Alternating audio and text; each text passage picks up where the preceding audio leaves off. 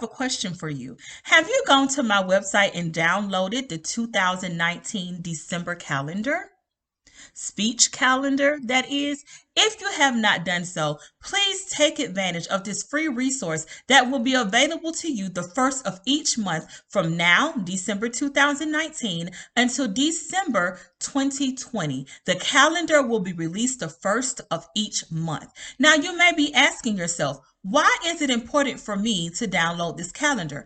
I will tell you why. Because I wanted to create something that would give parents an opportunity to have something that's already been created, that's already been pre-planned and thought about, something that you can have at your fingertips, that all you have to do is print it out and use it. Now, I will suggest that when you print it out, that you go ahead and you laminate it and you place this calendar somewhere in your house that no matter when you walk by it, you're going to see it because it's going to be your reminder to use it each day. The calendar is designed to be used Monday through Friday, okay? And what it does is give you one little concept to use every single day or to review every single day for 4 weeks within that month with your child. Why is this important? First of all, because giving your child speech and language skills to work on a daily basis will help to build them up over time.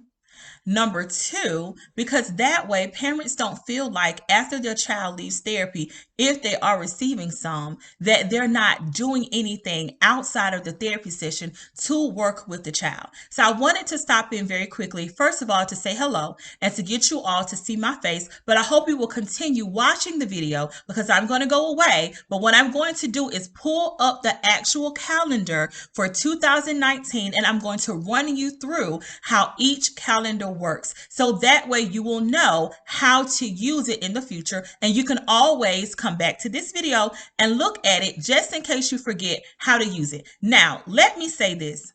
I'm not perfect, you all. Sometimes I don't always think of everything. I try to be as thorough as possible, but you can be very creative in how you use the calendar. Let me just put some things out there. Now, understand that it's a regular size sheet of paper. The number for each calendar are in little small square boxes. So if you have a child that is easily overwhelmed by seeing too many things at one time, then use something to cover up the calendar, the part of the calendar that you don't want them to see, so they can just focus in on one thing.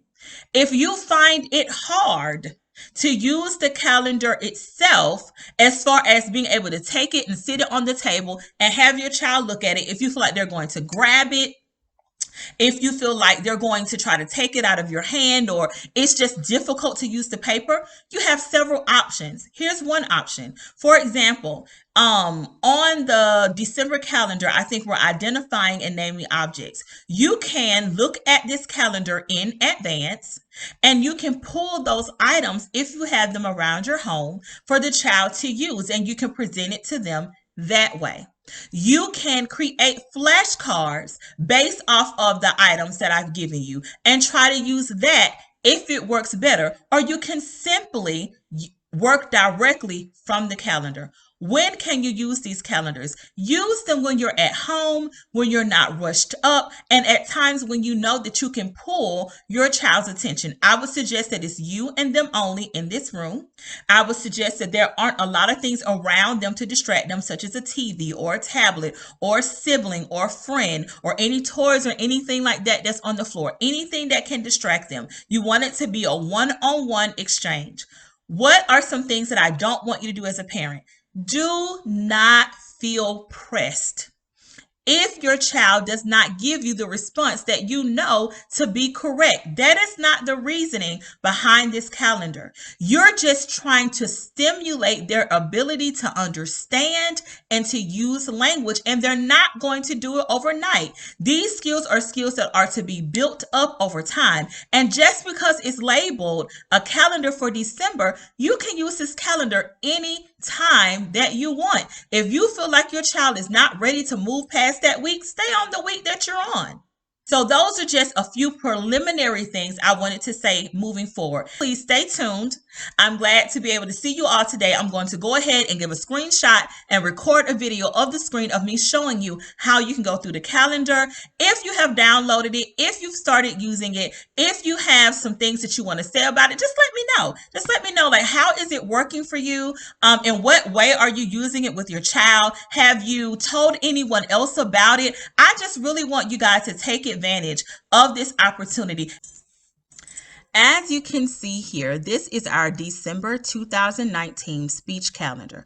I want to quickly review with you how you're going to use this calendar at home with your child, because I don't want you to have any excuses for why you're not downloading this calendar and taking advantage of this resource, okay? So let's go here where it says use paint daubers to mark off each day of the calendar as you complete it. Now, paint daubers are sticks of paint that come in this tube. And the tube has a circular or a round tip that you can use to dot the paint onto a sheet of paper in order for your child to create a picture. So here we're going to use it to mark off each day that an objective has been worked on. Why are we doing this? Because it makes the activity more appealing and interesting to your child. It gives them a way for them to be more involved and to be interactive with the activity. Now, if you do not want to use the paint daubers, you can use a colored pencil.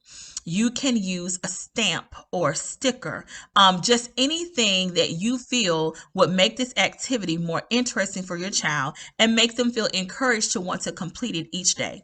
Now, if you go here to this little part of the calendar where there isn't a date or anything, I'm simply telling you to refer back to the website. If you want to find this item, you can use the Amazon link that's been provided there for you, okay? Now, let me say this. We all know, if you're familiar with Amazon, sometimes they can give you some prices that are out there. They have new, they have used, or you can simply try to find these somewhere else. You are not required by any means to use the particular brand that's been suggested, or it's not recommended that you pay that particular amount. I just want to help you locate a resource that I know can help you help your child, okay? So let me put that out there. Now, let's go to the part of the calendar here that has been designated for Sunday, and I'm aware that the word Sunday is not there. The reason being, to be honest, I probably forgot to put it, but also each Sunday, you're going to introduce a new speech and language objective. They're going to be listed here in black. For example, for the previous week, the objective was to identify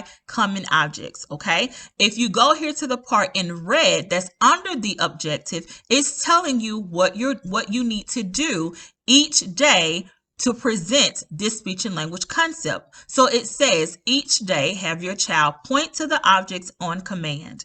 Review each object at the end of the week, or review each one at the end of the week. So if you look Monday through Friday, I have provided you a prompt that you can use in order for you to know exactly what you need to say to your child to get them to complete the objective that has been presented to them. So it says point to the. That is what you're going to say out loud.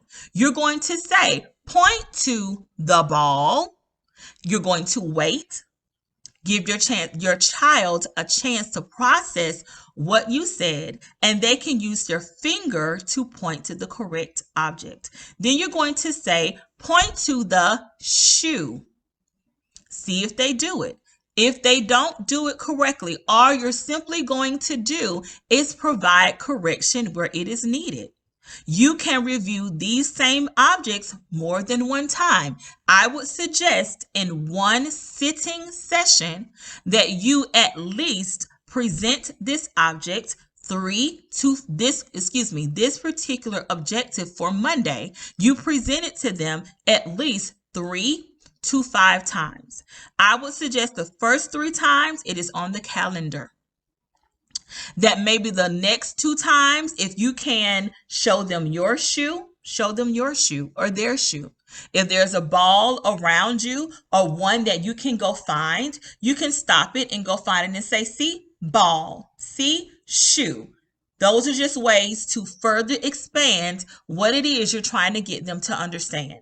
And you're going to do the same thing for each week. So for this week, you should be presenting naming the object. It's the same objects that were presented the week before. They are in a different order. You're going to use the prompt provided, "This is a," and have them complete the sentence by verbally telling you the name of the picture out loud. If they don't say it for them. Try to see if you can get them to imitate it. Again, I would present it at least 3 to 5 times. I will leave a few seconds in between to see if they will provide you with an answer. If they don't, you're simply going to say it for them again so that you're able to stimulate their language. And you're going to follow the same method each week of the calendar. Now, if we go to the Saturday portion of the calendar, these are suggestions of activities that you can use outside of the calendar. Again, I want to present you with resources that I am currently using, have used, or is using that is similar to what I'm showing you to help further your child's understanding of this skill. You're simply going to either find something in your home that you already have that represents this particular object that I'm presenting to you, or you're going to go back to the website and you're going to click on that Amazon link and it will bring you up to the suggested item that I feel that you can use. Again, it is not mandatory. It is not required. I am not telling you to pay what they're asking you to pay. Just find something similar and try to use this particular resource or something similar to it to help further your child's understanding of this skill. Okay. And so one last thing, you will notice, like I told you, these calendars are for the children, but they are also for the parents. On this calendar and those to come, there are going to be some things that I'm going to suggest that you do as the parent that has something to do with you only and not the child, because you want to make sure that you are mentally prepared, that you understand what to do, that you have the right level of patience necessary to present this to your child. So for example, if you go to December 30th for that Monday, it's simply a day where you're going to consider what you want your goals to be for your child's speech and language skills for the next year. Just think about it. Write a list, make a mental note, whatever the case may be. You just want to review how far you feel like they've come this year and just think of some things you want them to work on. Okay. Then you will also notice the next day for the 31st, you're going to reflect on any progress your child has made this year. Is there a word that you wanted them to say at the beginning of this year that they weren't able to say and they can say now? Have they increased the number of words they can say overall? Are they better at attending and listening and following directions? Anything that you can think of that will show you whatever progress that your child has made. I think on the January calendar, that is when I give the suggestion for you to go and do the patience meditation. That is also when I might suggest to you to also think of some other things that you can do. But these calendars are also for you all as well. Now, I hope this small presentation that I showed you kind of gives you more of an understanding of how you can use these calendars. Thank you guys so much for watching, and I'll see you all in the next video.